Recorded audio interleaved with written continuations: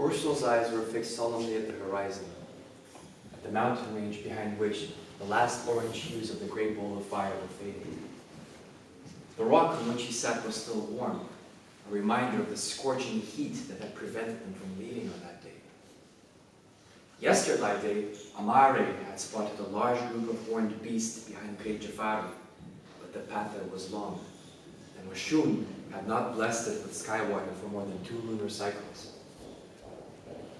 It had been dangerous to go, and he knew this and made sure to tell everyone this, and Anand listened to him. He gave out the order to remain in place for now. But light day to light day, unrest pervaded the tribe. Women and children grew restless, and the men sterner in their looks. They needed the hunt. He looked over his shoulder at the contours of the sleeping bodies, lit dimly by the small fire inside the cave. He knew he had to put more wood into it, but it could wait just a little longer. He returned a surveying gaze to the horizon, which had by now become completely dark, and held above it a vast amount of countless amounts of points of light. He used to wonder why they only came out at night. The Elder One had told him that Niame, the ruler of the skies and the earth, whose one eye was the sun and the other the moon, needed something beautiful to look at during the darkness of the night, and so had created the blanket of stars.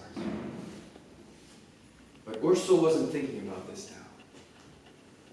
His eyes were fixed on a very particular point on the horizon, and each time he looked at it, he felt his chest tense and his pulse become quicker. Pure blue-green light was shooting out of its side.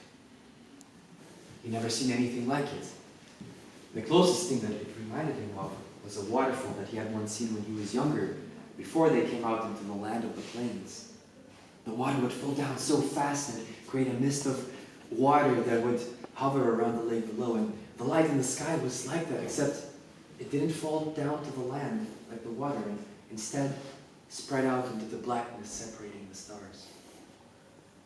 But it wasn't like the other stars, because from night to night it moved its position, covering the other stars with its light. And needless to say, they had feared it a lot. Ezi told of a frightening demon sent from the underworld to consume all of Niame's stars of the night, to cast them from the land, and put them in eternal darkness forever. Fear had pervaded the tribe. Of course, the Elder One had tried to calm everyone down, but it was no use. For Oshun had not blessed them with skywater for 2 lunar cycles. Water sources were limited to a small stream next to their home, but one which was getting smaller and weaker by the light day. And now, there was an intruder in the sky. Without looking, Ursul felt for his spear, which was lying on the rock next to him. The rough wood felt good in his hands, smoother around the parts that he normally held it while hunting. He was tired and he was hungry, but he wouldn't let his fear show. Because if the intruder saw his fear, it would make it worse, and he knew that from hunting. Stand your ground, or be hunted.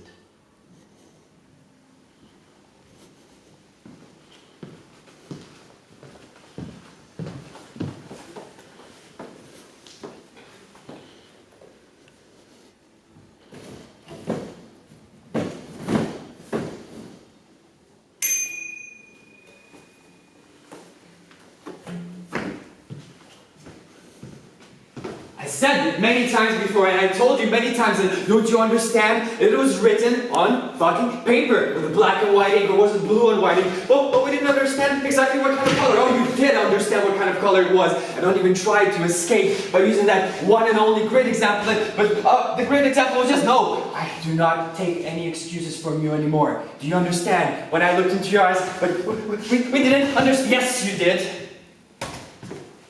Hey guys, hey, nice to have everyone here.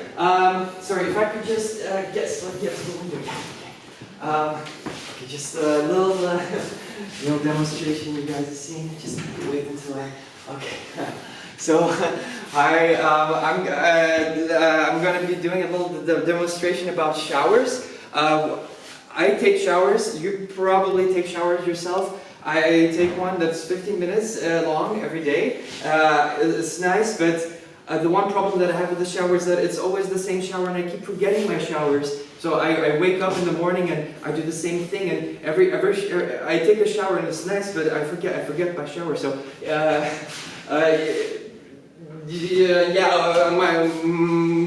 these are my tips for taking a nice, to remember your showers in the morning. Some things you can do in your shower to remember your shower.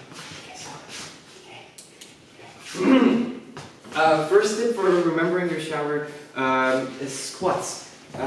Just go inside the shower, okay? 1, 2, 3, and 4, and 5. No, obviously you don't have to exactly do 5 squats. You can do as many as you want, you can double as an exercise. But just, if you do squats in your shower and then you're sitting somewhere in an office or wherever you usually are, you think to yourself, do I remember my shower? Yes, you remember your shower because that's the shower you did 5 squats in your shower. And another thing I usually do, I don't know about everyone's shower is different. My personal shower, the floor curves up into the walls, and what I do is I stand on the sides like this, and I pretend that I'm on top of 2 buildings, and there's a huge gap below, and I'm feeling the wind, and I'm naked, and just imagining this sort of. You can imagine whatever you want, but just imagining this sort of makes me remember my shower a little better. So, okay. Yeah. Okay. Sorry. I'm so sorry.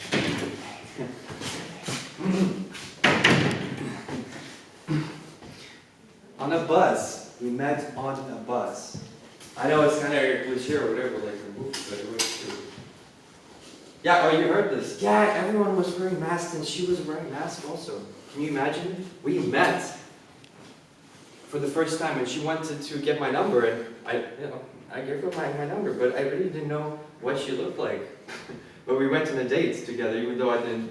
Are you? Hello? I didn't. Hello? Yeah, I didn't know what she looked like, really. So we went on the date, and yeah, but, no, it was fine in the end. She was pretty, but it was nice until she broke my guitar. But that's. No, it was an accident. I told you the actual story, right? I told you.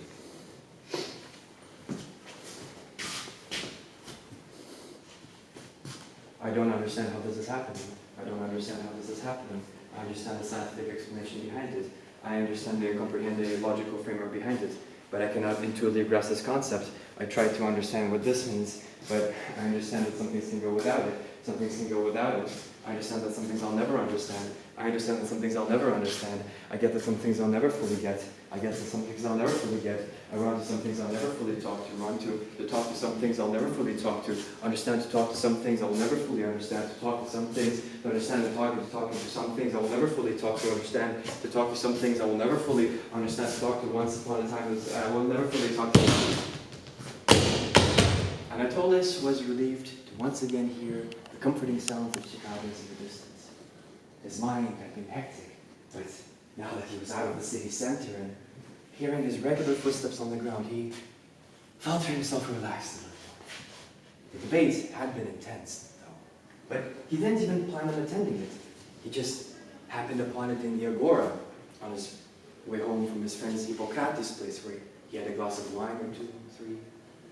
Well, anyways, he heard some voices coming from the other side of the square, and he went to see what was going on. A small group of people had formed to the side of the path, next to the temple of Ares. And looking at them, he wanted to see who was talking. And he recognized the man talking as Epiphanius, a great craftsman, a pottery maker. Now, Anatolius was no artist, he wasn't a musician, but he knew of Epiphanius as a well-regarded individual in those particular circles, even among the intellectuals. His loud voice pierced through the evening square, drawing in people from its dark hidden corners. And the moment he heard Epiphanius speak, he realized immediately what was being talked about. The long-haired star. It had appeared some days ago above Mount Parnitha in the north, and had become the topic of speculation of almost every Athenian since. Epiphanius spoke of a warning that everyone needed to heed. To heed from no one but Zeus himself about an impending apocalypse to all of Athens, and possibly mankind. And what could that be? A second invasion of the Persians? Or even worse, the return of the Titans for the completion of the destruction initiated by Cronus a long time ago. Epiphanius spoke passionately, violently, but to his response came a calm and stern voice. Anatolius looked over the heads of the impromptu audience to see who was talking, and recognized this man as Aristotle, founder of the Lyceum, the great thinker. With a clear and powerful voice, he made sure to address all of his opponent's argument's shortcomings before arguing that this type of phenomena has been observed for centuries and hadn't ended in the annihilation of humankind every single time.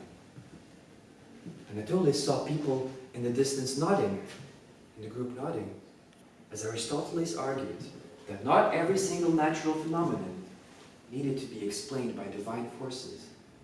For if there was a God, that God was absolute self-consciousness, a perfect being.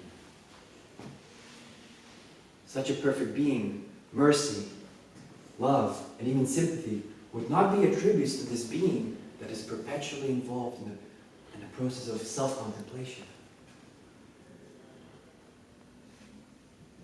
Anatolius was walking along a dimly lit path, and he was mostly relying on his memory rather than his vision to find his way home. He turned left at the large olive tree, felt the familiar crackle of gravel beneath the soles of his shoes. And coming out from the buildings, the tall buildings, the sky overhead opened up, and he saw it, this peculiar light hanging above Mount Parnitha. It shone brighter than anything else in the sky, except of course the moon. But tonight, the moon hadn't made an appearance, and the stage was exclusively set for the strange visitor. He stopped in his tracks to look at it more closely. Pure blue-green light was coming out of its side, spilling into the space behind it, as though it was a being traveling at an incredible speed, but really it was just hanging there, suspended in the air. And in his mind, the voices of Epiphanius and Aristocles continued debating, continued arguing, back and forth, but the light in the sky remained unchanged, as if it wasn't hearing anything that was happening, or actually it wasn't bothering him on hearing anything that was happening, as if it was looking at everything happening below with a strange gaze of indifference. As Anatolius walked home, and the closer he got to his home, the more his mind started filling up with other things. Business contracts, his family life, his kids, their slaves. And before he knew it, the strange star had faded out from his mind, only to return in his dreams that very night.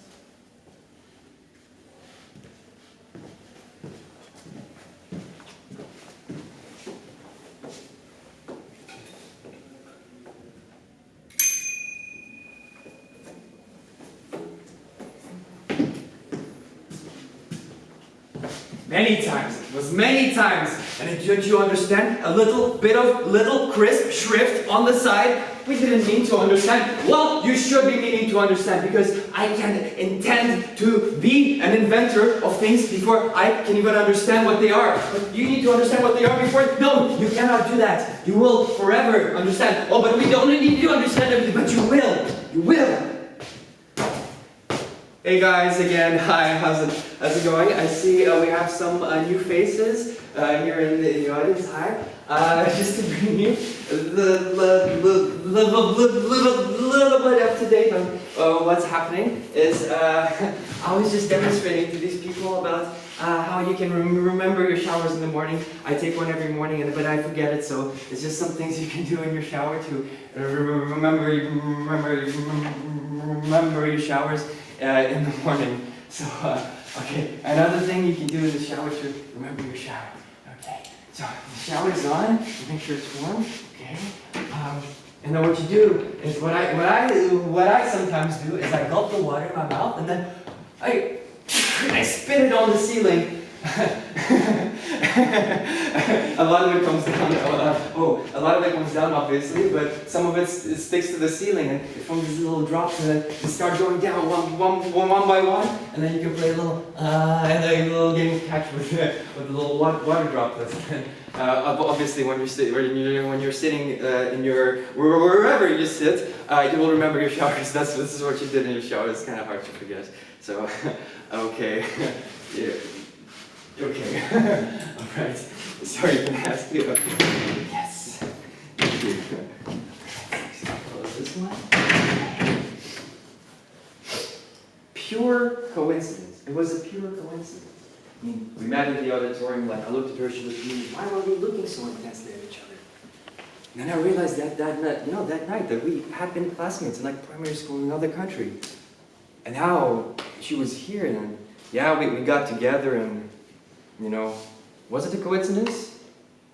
Yes, it was a coincidence. And I wish I had remembered it earlier because I think it was because I thought it was like some sort of thing of fate or like the planets aligned. That's why I tried to make it work so hard, you know? Because, yeah, it was pretty bad, but...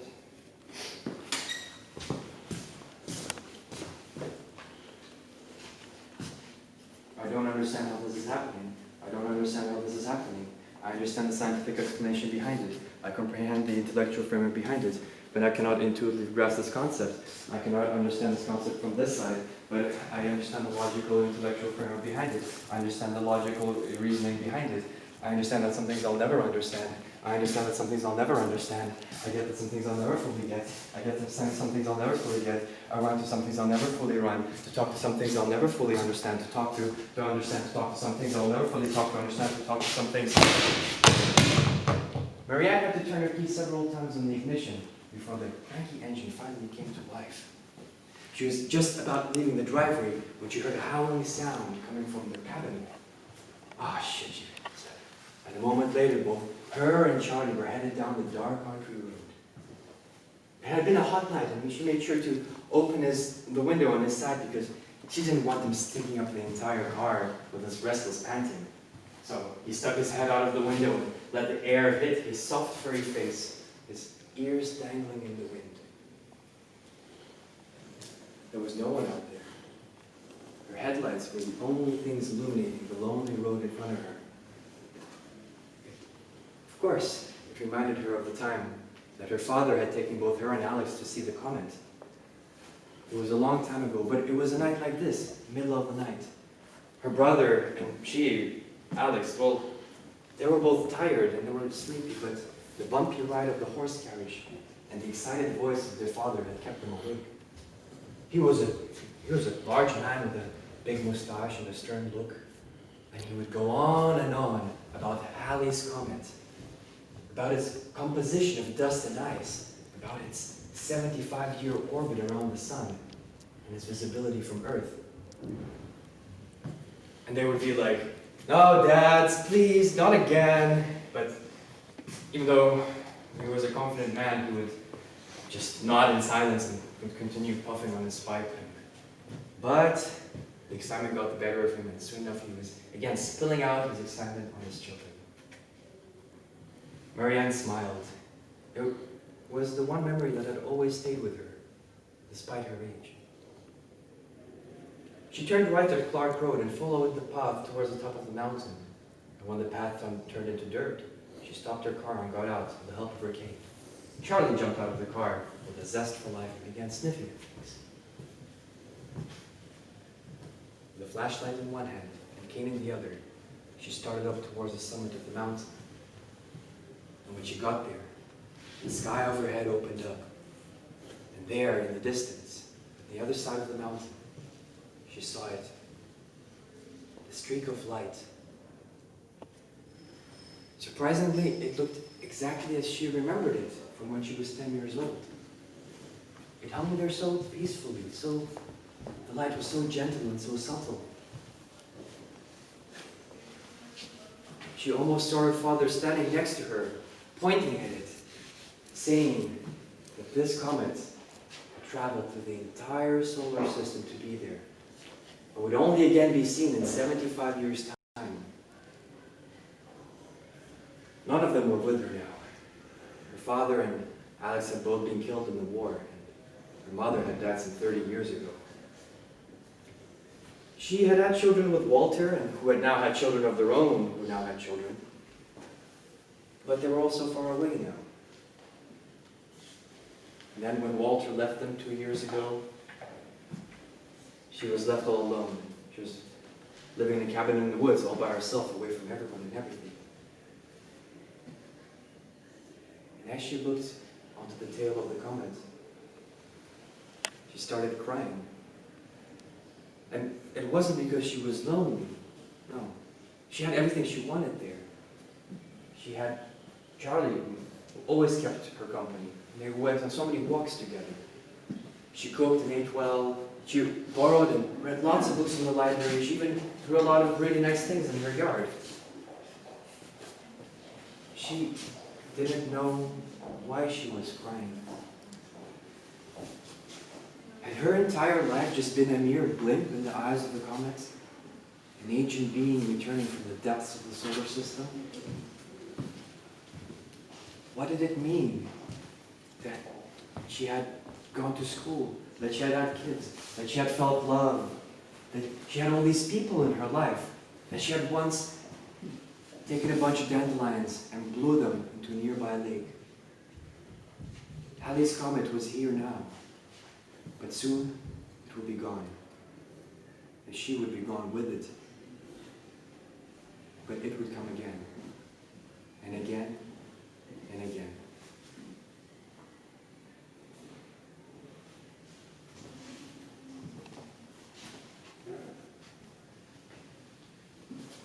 She felt something wet on her shoulder and turned to see Charlie there sniffing at her.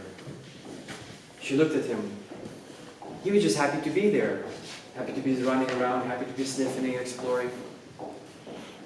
And it made her smile, and she petted him and ran her frail hand through his soft golden fur.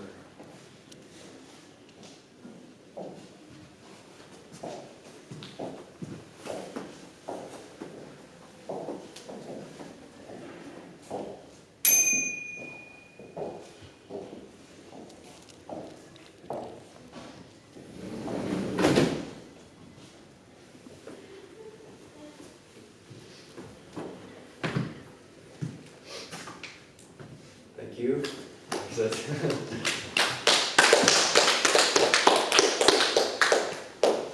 Performance will start again in 2 hours.